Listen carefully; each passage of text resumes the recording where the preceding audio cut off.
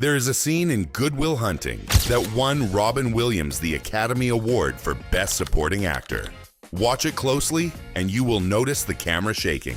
Not from equipment failure. The camera operator was laughing so hard the equipment could not be held steady. The scene was not in the script. Robin made it up on the spot.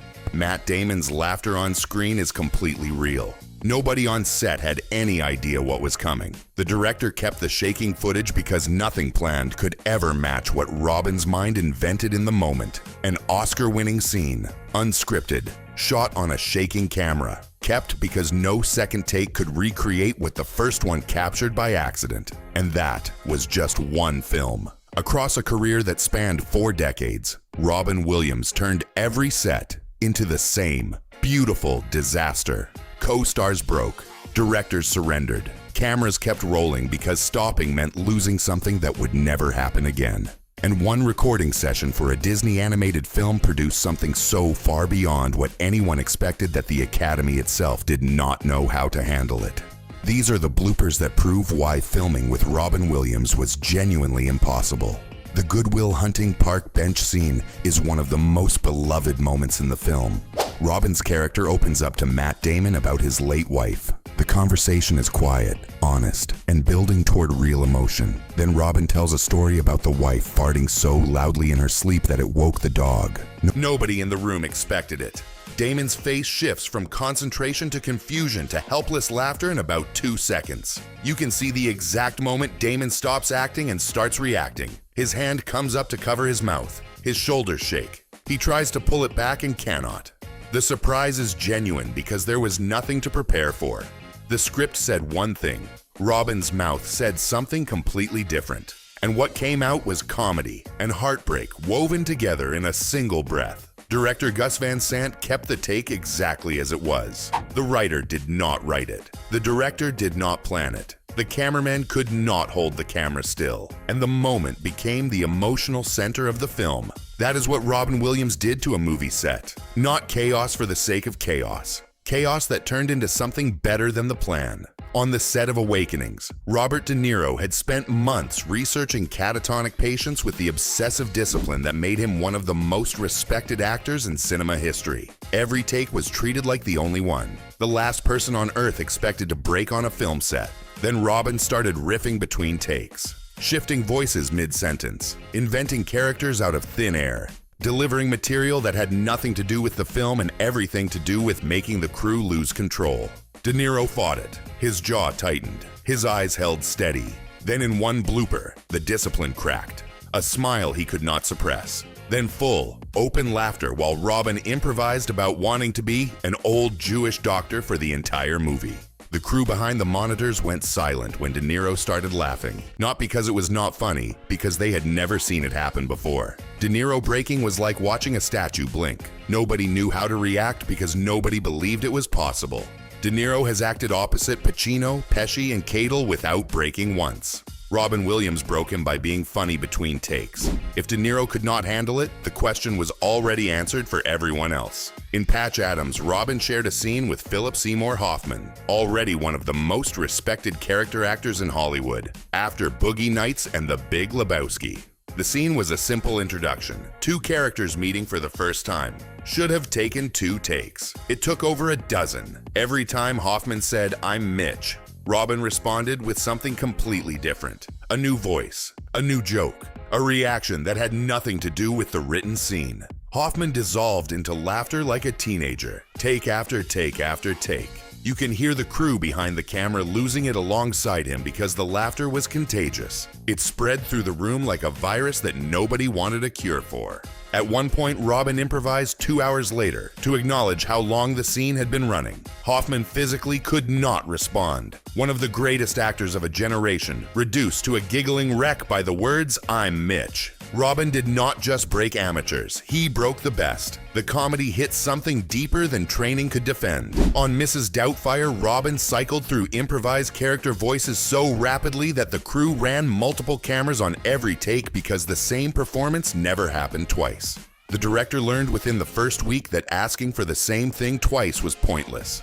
Whatever Robin gave on take 1 was gone forever by take 2. Something new arrived in its place, usually funnier, always different. Some improvised moments fit so perfectly they ended up in the final film. Audiences assumed they were scripted. They were not. Pierce Brosnan admitted publicly that the only strategy for surviving a scene with Robin Williams was to hold on for dear life. In one take, Robin's costume split open mid-scene. No pause, no reset, just a glance down, and an improvised monologue so fast the entire crew collapsed behind the cameras. The mistake did not interrupt the performance. It became the performance. Robin did not fear the unexpected. He needed it. Every accident was raw material for something no writer could pre-plan. Filming Jumanji meant working alongside trained animals that were supposed to follow commands. With Robin standing next to them, commands meant nothing. A pelican planted its face directly into Robin's between takes. No flinch, no frustration, just a calm look and the words. Nothing like a full face of halibut breath. Then came an improvised conversation with the pelican about territorial disputes over fish, seagull immigration policy, and salmon rights. The animal handler stood off camera, mouth open, holding a treat the pelican had completely forgotten about because even the bird was locked in on whatever Robin was doing. The animals did not make filming impossible. Robin's response to the animals made filming impossible because nobody on the crew could stop laughing long enough to call cut. Good morning. Vietnam required Robin to play a radio DJ broadcasting comedy to soldiers. The scripted broadcasts were already funny. Then Robin sat behind the microphone and the script vanished entirely. Producer Mark Johnson made one decision that saved the production. Just let the cameras roll and hope for the best. What followed was rapid-fire improvisation at a speed that left the crew scrambling to keep up. Celebrity impressions invented in real time. Fake news bulletins layered on top of accents layered on top of characters that had not existed 5 seconds earlier. Good morning, Vietnam was delivered differently on every single take. Sometimes screamed, sometimes whispered, sometimes buried inside 3 impressions before the last word landed.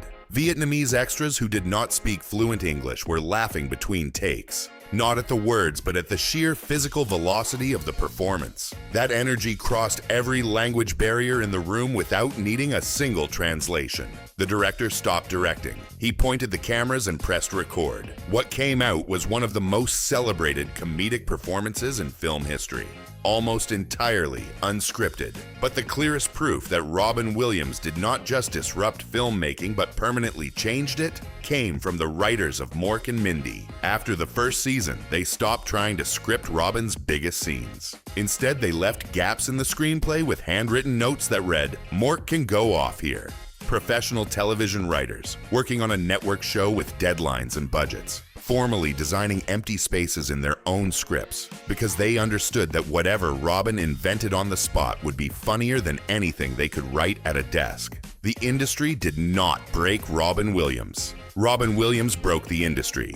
And the industry rewrote its own rules to make room for him. Understanding why he could not stop reveals something the bloopers never show. Robin's mind processed the world at a speed that made stillness feel impossible. The same restless brilliance that turned 2-take scenes into 20-take marathons and generated hours of material for minutes of screen time was not a switch he could flip on and off. The creativity was constant. The energy was relentless. The improvisation was not a choice. It was how his brain worked. Always running, always building, always creating faster than anyone around him could absorb. That gift came at a cost the bloopers never show and the audience never saw.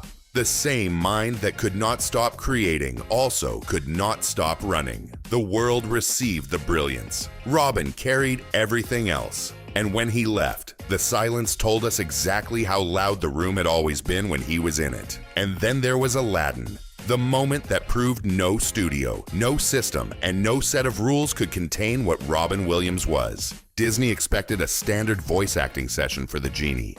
90 minutes of scripted dialogue recorded in a soundproofed booth. A small padded room. 1 microphone. No co-stars, no cameras, no audience. Just Robin Williams alone with his own mind. 16 hours of recorded material came out of that room. Dozens of celebrity impressions invented in real time. Characters built on top of characters. Jokes layered on top of callbacks to bits from 3 hours earlier that the engineers had already forgotten. Robin would start a voice, shift into a second voice answering the first, then add a third voice commenting on both, all without pausing, all without a script, all from one man standing alone in front of a microphone, in a room the size of a closet. The tape kept rolling because stopping meant losing something that would never be repeated. The animators could not keep up. The editors spent months cutting a mountain of genius into 90 minutes. Then the Academy rejected Aladdin's nomination for Best Adapted Screenplay. The reason was simple. Too much of the genie's dialogue was not from the original script. Robin Williams improvised a Disney character out of Oscar contention. So creative, so fast, and so relentlessly brilliant that the rules of Hollywood literally could not accommodate what he did. Nobody before him had ever done that. Nobody since has come close. Robin Williams did not make filming impossible because he was difficult. Filming became impossible because he was irreplaceable. Every broken take produced a moment no other human being on earth could have created. A shaking camera that won an Oscar. A method actor who broke for the first time in 40 years. And a crew that went silent watching it happen. A pelican conversation nobody asked for, and an animal handler still holding a treat nobody remembered. Professional writers who stopped writing and left space for whatever his mind wanted to do. And a small padded room where one man alone with one microphone created 16 hours of genius that a billion-dollar studio could not contain. The bloopers are not outtakes. They are the legacy. And the legacy is still making the world laugh. Even now, even after the room went quiet.